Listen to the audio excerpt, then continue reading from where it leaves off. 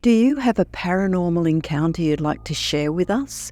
Send us an email with your story for a chance of it being featured on Weird World. The morning of November 9th, 1979 began like any other in the Dechmont woods near Livingston, Scotland.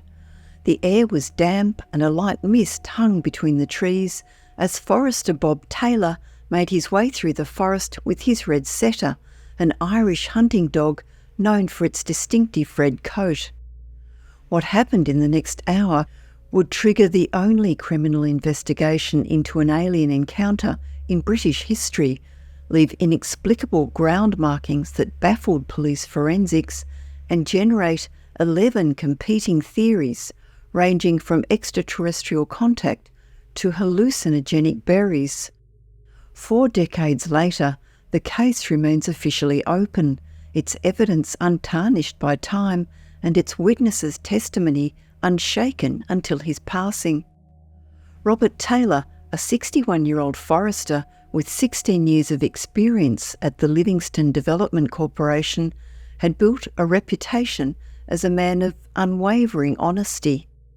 Known throughout West Lothian for his reliable character and professional dedication, Taylor left his home at 10 a.m. Greenwich Mean Time that Friday morning, driving his forestry department van to inspect young trees in an area north of town near Highway M8. The dense forest prevented vehicle access to his destination, forcing Taylor to park his van alongside the roadway and continue on by foot, accompanied by his red setter. At approximately 10:15 a.m, about 100 metres from the road but hidden from view, Taylor rounded a corner in the forest path and encountered something that would forever change his life. Before him hovered a dark grey object, approximately 20 feet in diameter and 12 feet tall. The craft possessed a peculiar texture similar to sandpaper, with brighter areas reflecting against a duller background. Most remarkably, portions of the object seemed to shift and fade, leading Taylor to believe it was attempting to render itself invisible. The silent, motionless craft featured a distinctive rim that gave it the appearance of wearing a hat, and along its exterior were several stems pointing upward, each topped with propellers. As Taylor stood transfixed by this otherworldly sight, 2 smaller spherical objects emerged from beneath the craft. These entities, sharing the same dark grey, rough texture as their parent object, were equipped with protruding spikes or legs resembling naval mines that moved across the ground with a distinctive plopping sound as they rolled towards him on a horizontal axis. The arrival of these smaller objects marked the beginning of what would become an increasingly terrifying encounter. In a scene that would later perplex investigators, these smaller objects rushed at Taylor and attached themselves to his trousers just below the pockets. As they began forcefully dragging him toward the larger craft, Taylor was overwhelmed by a powerful acrid odor reminiscent of burning brake linings. He felt his boots scraping against the ground before losing consciousness and falling face first onto the forest floor. When Taylor regained consciousness approximately 20 minutes later, the objects had vanished, though his panicked dog remained nearby, running around and barking frantically. He found himself unable to speak and too weak to stand. Determined to reach help, he crawled approximately 90 metres up the trail before managing to stagger the remaining 430 metres to his van. His attempts to radio headquarters using his 2-way radio proved futile due to his lost voice. The ordeal was far from over. While attempting to back his van up the track, Taylor ran off into soft ground and became stuck. Left with no alternative, he was forced to walk the remaining 1,600 metres home through woods and fields, taking shortcuts where possible. He finally arrived at 11:30 a.m, by which time his voice had returned.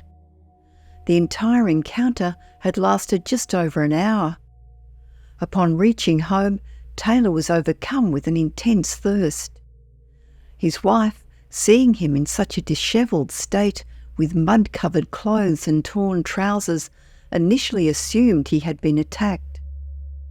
Rather than contacting police as she suggested, Taylor insisted on calling his superior, Malcolm Drummond, head of the forestry department.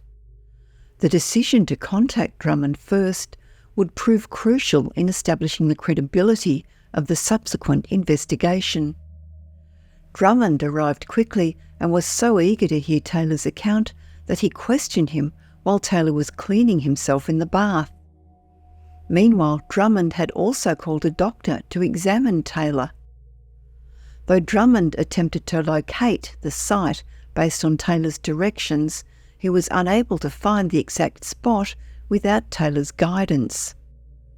Dr. Gordon Adams arrived to examine Taylor, finding 2 scraped areas, one on his left leg and another under his chin.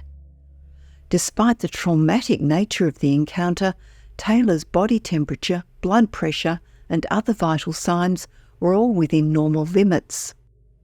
The doctor recommended head x-rays to rule out concussion and suggested Taylor speak with a counsellor, though Taylor postponed the hospital visit, prioritising his planned weekend trip to visit relatives.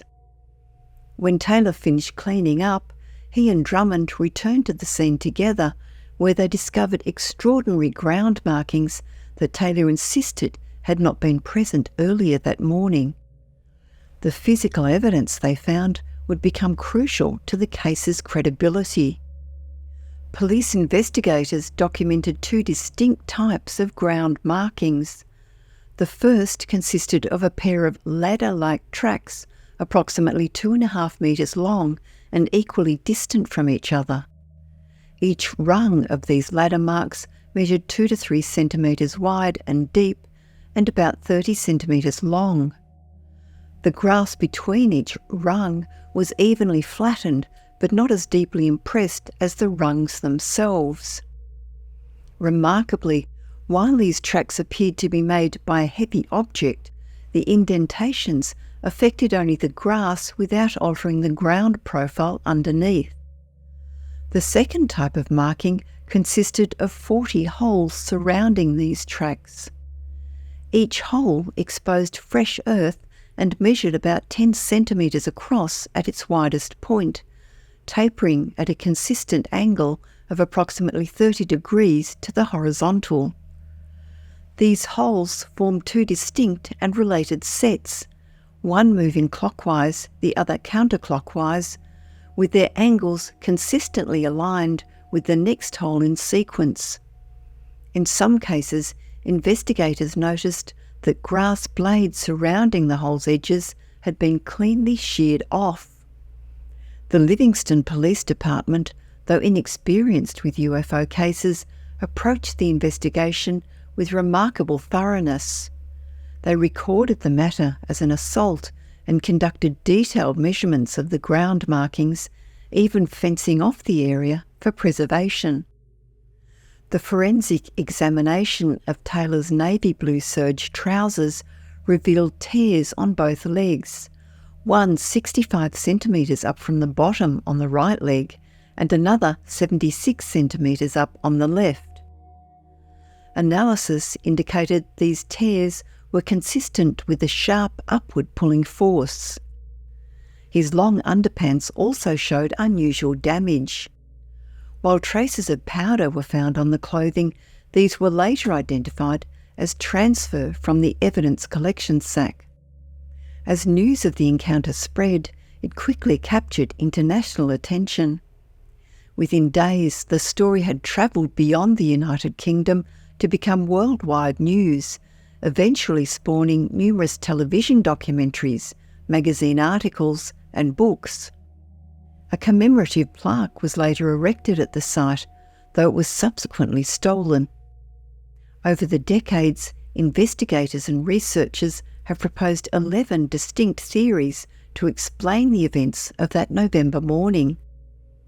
Several focus on natural atmospheric phenomena, black ball lightning, a rare form of electrical discharge that occurs during thunderstorms and could theoretically explain the spherical objects, stellar mirages, suggesting that Taylor might have witnessed an unusual reflection of the planet Venus distorted by atmospheric conditions, and earthlights, mysterious illuminations theoretically caused by geological strain on the Earth's crust. Military and technological explanations have also been put forward, including the possibility of experimental remote-controlled anti-tank helicopters operating in the area, though no military records support this theory. Some investigators proposed that Taylor might have encountered an elaborate booby trap involving wheelbarrow bombs, though this fails to account for the hovering craft and the spherical object's autonomous movement. Medical and psychological theories suggest Taylor may have experienced hallucinations, either from accidentally consuming wild berries found in the forest or from an undiagnosed illness. However, Taylor's medical history showed no evidence of psychological disorders, and his hospital examination shortly after the incident revealed no signs of toxins or hallucinogenic substances. Some skeptics propose the entire incident was a hoax, but this theory conflicts with Taylor's impeccable reputation and the physical evidence found at the scene. Malcolm Robinson, a paranormal investigator who has studied the case for 4 decades, maintains that extraterrestrial contact remains the most plausible explanation. His assessment is supported by several key factors. Police investigations found no matching military or civilian flight records for that morning. The ground markings didn't correspond to any forestry equipment used in the area, and Taylor's medical history revealed no conditions that might have caused him to hallucinate or fabricate such an encounter. In recent years, Scotland has become a notable hotspot for unexplained aerial phenomena. Approximately 300 sightings are reported annually, with investigators classifying roughly 1/3 as bona fide encounters. The area has witnessed numerous other remarkable incidents, from reports of small grey creatures in Fife Woods to a documented UFO sighting above Craigluscar Reservoir near Dunfermline. The town of Bonnybridge has even earned the nickname UFO Capital of the World due to its high concentration of sightings. Robert Taylor passed away on March 14, 2007, at the age of 88, never wavering from his account of that November morning. His reputation for honesty, combined with the physical evidence and lack of apparent motive for fabrication, has made the Dechmont Woods incident one of the most credible and intriguing cases in UFO history.